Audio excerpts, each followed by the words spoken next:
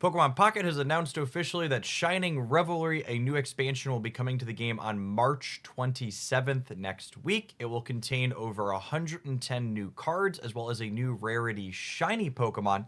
It looks like there could be as many as 9 EX Pokemon inside of it based on images that we see in the official release trailer. Let's go ahead and dig on into reviewing all of the new cards, starting with those most rare, and talk about what they could mean for our Pokemon Pocket metagame. Let's start with Charizard EX today, who we also got a shiny version of in the spoiler. I assume this is going to be a new special rarity based on the new symbols we see in the bottom left-hand corner of the card. That being said, there's a typical 4-diamond mechanically same version of this card as well, and I assume this will be the case for all shinies in the expansion.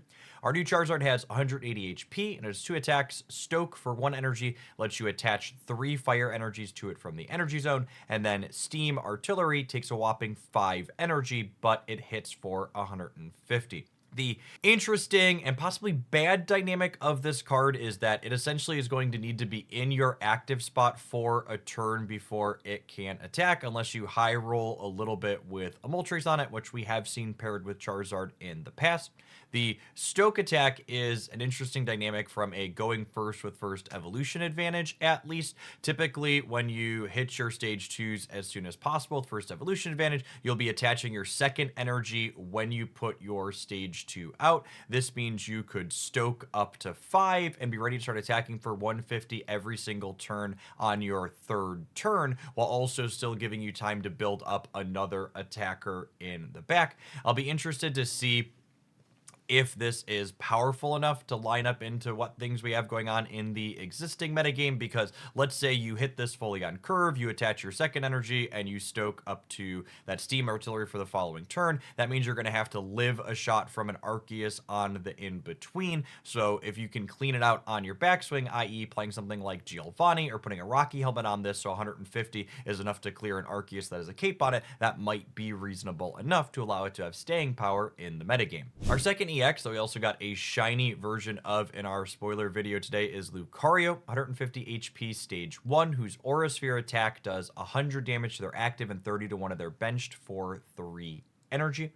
This card at face value seems like it's likely a reasonable rate for the effects that you're getting, and I think the fact that it has 150 HP is a noteworthy breakpoint, because Arceus only does 130, so even if you have a Giovanni involved in the mix, it's not going to one-shot this Lucario.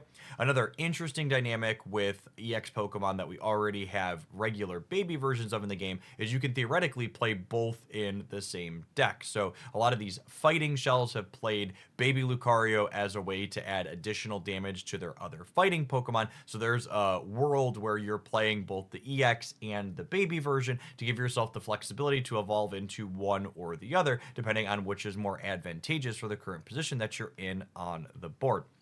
A lot of these fighting decks have struggled with what exactly do they want to play as their finisher alongside Lucario and others, and the fact that Lucario can both be your support card for your lead with the baby version and then also be a finisher with the EX version is something that's potentially very appealing. Next up, we have Beedrill EX, 170 HP stage 2, whose Crushing Spear attack deals 80 damage for 2 energy, and more importantly, discards a random energy from your opponent's active Pokemon.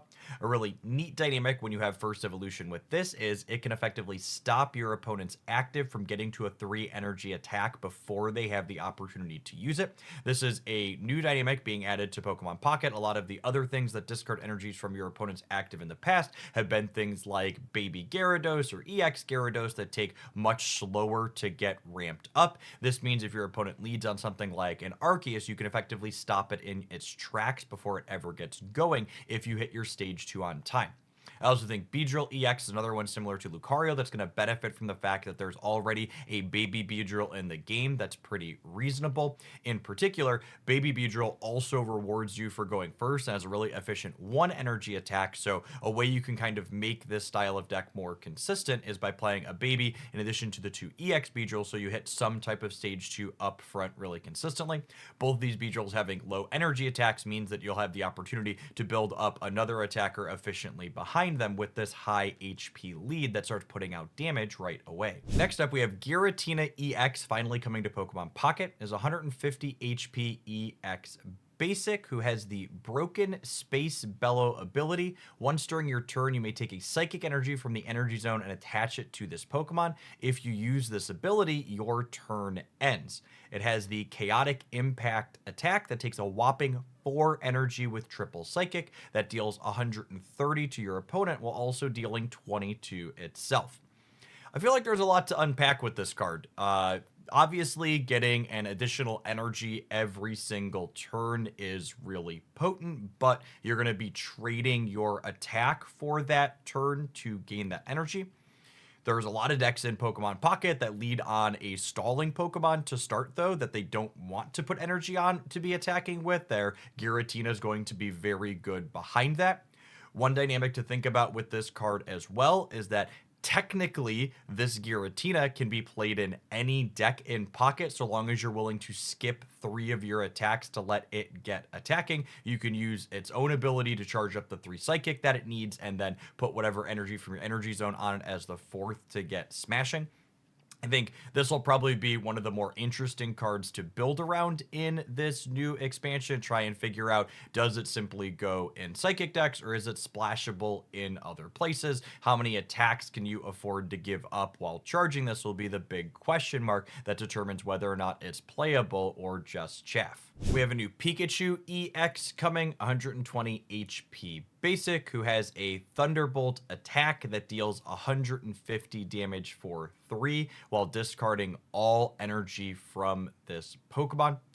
At face value, this does not seem like it's likely a super playable effect unless there's some type of support coming that allows you to accelerate lightning energy consistently, or more importantly, reattach lightning energy from your discard pile to Pikachu. We haven't seen any of those types of effects in our spoilers so far, but that doesn't mean that they're not coming. But as is, I would expect this card to likely not be super competitive. Next up, we have Clodsire EX, 160 HP stage 1, whose Venoshock attack does a guaranteed 60, and then it does an additional 60 damage if the opponent's active Pokemon is poisoned.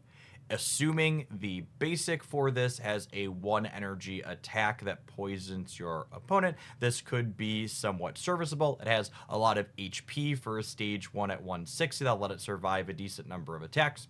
One potential downside to the templating of this card is that it does have a retreat cost of 3, meaning even if you move it out with Leaf, you're still going to be losing one of them, and you'll likely want the flexibility to be able to shuffle this card around so you can re-poison your opponent's active Pokemon and keep cracking for 120. It's also worth calling out that Arceus, one of the premier threats in our existing metagame, is immune to status conditions like poison, so whether or not Clodsire can really shine will probably depend on how relevant Arceus is in the metagame after these new cards release.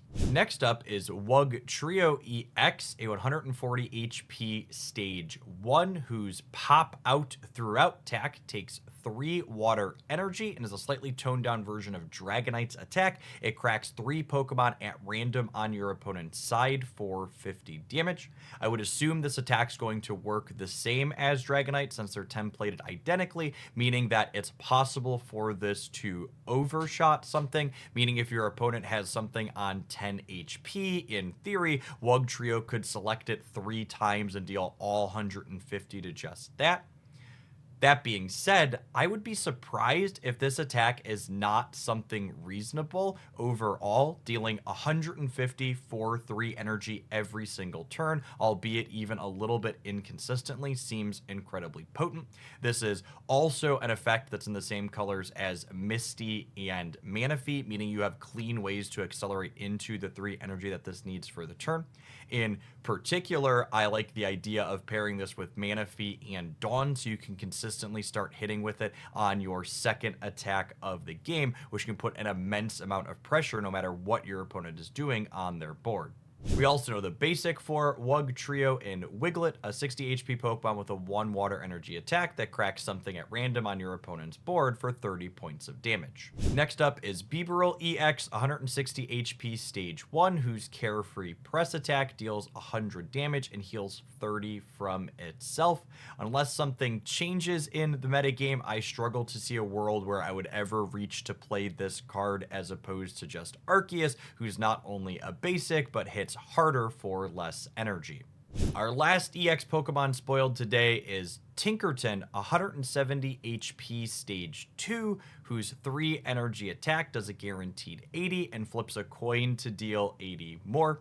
The rate on this card does not seem remotely appealing to me. Stage 2s are inconsistent, and this one doesn't have a ton of HP, and its attack only does on average 120, and you're going to have that inconsistency that coin flip attacks have. Perhaps its Stage 1 or base are going to have some unique utility that'll mean evolving into this occasionally is good, but this is a card that I would be skeptical of being competitive given the rates on things in our existing metagame. We had 2 new supporter cards spoiled for our upcoming expansion. The first of these is Red, who makes your attacks used by your active Pokemon deal 20 extra damage to your opponent's active EX Pokemon. I'll be interested to see how meta-relevant this effect is. Cards like Sudowoodo have popped up as playable in a lot of our tournament deck lists so far, but at the same time, I felt those cards are kind of inconsistent when playing into the more wide metagame that we see in the in-client queues.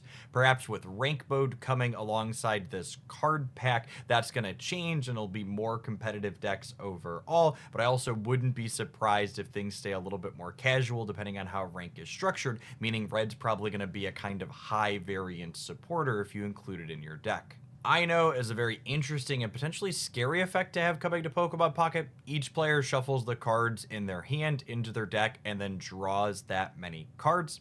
This effect adds consistency on your side, giving up a card to turn your existing hand into different cards that are potentially better, and it can have an element of disruption to your opponent's side, swapping out cards that they were formulating a plan for others. Similar to something like Red Card or Mars, you could also be helping your opponent just as much as you're hurting them when you're giving them new cards. But it's worth noting that Ino has upside for you as a player, letting you make an educated choice as to whether or not it's worth swapping out your hand.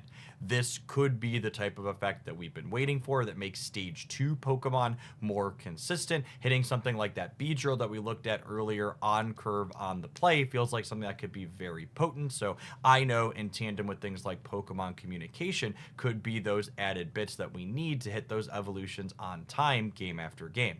We got a handful of other non-EX, non-supporter cards that we can mention really quick as well. Pachirisu deals 10 while also adding a lightning energy to one of your lightning Pokemon on your bench. Perhaps this is the acceleration support that our new EX Pikachu will need to be competitive. Varoom looks like pack filler / a basic that maybe evolves into something else, dealing 10 damage for 1 energy while having 70 HP.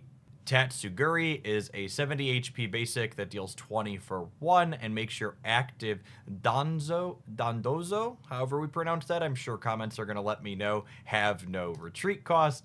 And a Sprigatito has a 60 HP basic and cries for help to grab a random grass Pokemon from your deck into your hand. A couple other noteworthy things that we learned from this announcement / press release, which I will link both of those in the video description down below if you want to see them from official sources. The first of these is that our ranked season will have 5 different ranks in it, and it's going to run a month from March 27th when this new card pack drops until April 26th. I would then go on to speculate that we'll likely get another card pack along with the next ranked season at the end of April for 4-week seasons and 4 weeks between single card packs releasing. I think this would be a nice way to structure things to keep the drip of content flowing, but I would love to hear feedback on if you think that's too much in the comments down below. Would you prefer longer seasons or distances between packs with more packs at once, or single packs more quickly happening as opposed to the bigger card releases all at the same time? Speaking of bigger card releases, it is confirmed that there's going to be over 110 cards in this pack, and as we just reviewed, it looks like there's 9 EX Pokemon potentially coming inside of it.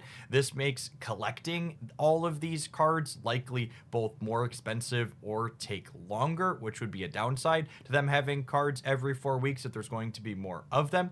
There is a small saving grace here in that they mentioned that there's going to be a starter deck missions attached to all of these new starter Pokemon, where if you complete them as likely a single player mission in the client, you will get all 20 cards from that starter deck added to your collection. So while there's more EXs, you're going to get a guaranteed at least one of them, I would assume, from the starter deck of your choice added to your collection just by doing in-game things. I don't think getting one EX for free likely would offset the fact that there's almost twice as many going to be in this pack, it looks like, but I would love to hear your thoughts on that down below as well. If you're someone that enjoyed my roundup today and my review of these new cards, make sure you smash that like button. If you happen to be new here and you enjoy the way I approach my content, make sure you subscribe to the channel and come back for more. I'm always covering game news updates like this and lots of off-meta deck highlights. I'd love to see you back again at some point in the future. I appreciate the folks that made it all the way through to the end, and I hope your next pack is an excellent one.